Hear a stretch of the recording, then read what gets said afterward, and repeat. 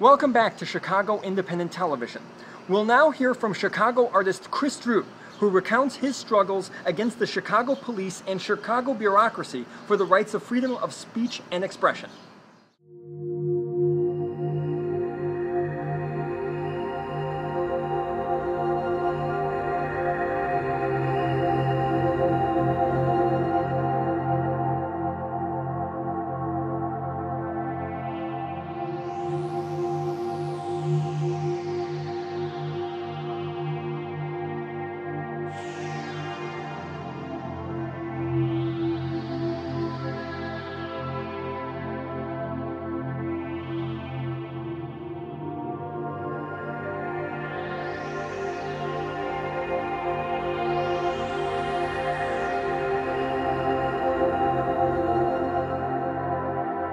Charge the peddling without a license and peddling in a prohibited district. And they dropped them because arrogantly these folks are used to railroading folks in Cook County. And they figured they don't need them. And what's more, they know consciously, because I've been writing about it for 3 years, and it took us 2 months to get arrested. They know that the whole reason that I'm doing this is to be on record against the peddler's license, so they want. So how many hours were you in? I know when you were taken away, it was like 1:15 on Wednesday. I got out 24, 48, about 54 hours later. Yeah, like on Friday? Yeah, on Friday evening, yeah. About 6 o'clock, I finally walked out of there. Yeah. Is the ACLU at all involved with this yet? Not officially, but they've expressed outrage, and they've expressed sort of a solidarity with our case. And Mark is, I believe, in touch with the person who wrote, the ACLU lawyer who wrote a brief on the same topic for the 2004 Champaign case, where 2 African Americans were saddled with the same exact law for videotaping the police in their area while doing a documentary on how the police treated African American youth that they stopped. And so this law has been used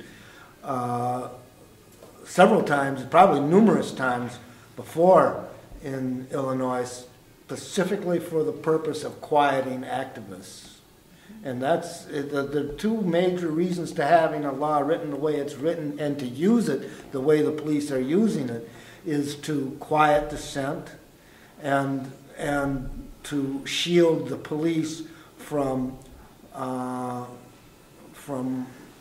public view. This is where we're coming from in the beginning. You know, we started out with the art of the T-shirt, and we're taking it wherever it leads us, you know. And right now, the goal is to ride this art to our own freedom, our own ability to sell our art in the street and make a living off it.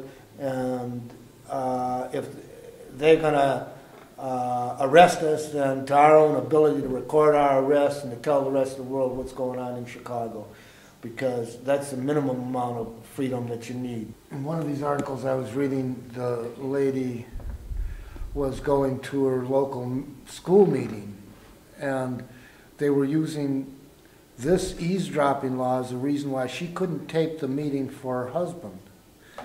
But even in this draconian, wide open law, they admit that you can tape any meeting that is covered by the open meeting law. But the ignorance of this law and the very thought of the, you know, people in those positions of the system denying you your rights, be a principal or a school district or something wanting to limit dissension and outspoken criticism, just use the eavesdropping law as an excuse to prevent somebody from having any record of the event, you know. But we're in the early stages of this whole thing, and it's not going to go away. It's going to be a story for a long time. I'm trying to get the word out, and so far, other than the first Sun-Times article, talking locally, that's first Sun-Times article that was done on me to look like a rap sheet rather than an article, kind of interesting. You know, local press, it seems to me, logically, these folks have to deal with different layers of the politics of the city. People outside Chicago see it clearly for what it is, and that that press from outside Chicago is going to be what finally begins to drive the press inside Chicago. And the other thing, where my press logic is working here in Chicago from the grassroots up. They want a voice, a loud voice off the street. So I guess in Chicago they don't have to obey the Constitution or the rights of artists or the rights of citizens to express themselves. Speak up if you want, but we're going to just snatch you and destroy you just like a bug, you know, and squash you with, we got our ways, you know. Yeah, they have their ways, but we have our ways. We're artists, and we talk about things. We have the weight of public opinion. And if we ignore that one weight that we have, then certainly we'll go down one at a time, quietly to the gallows. I'm going to go kicking and screaming, you know, so that's my philosophy. That's my plan, and that's my direction, you know. That's the best I can do. You know, this is my squeegee, you know. I'm going to print up as many patches between now and that time that they haul me off, you know. So, you know, I invite you to check out the rest of these, this art that's come out of this process.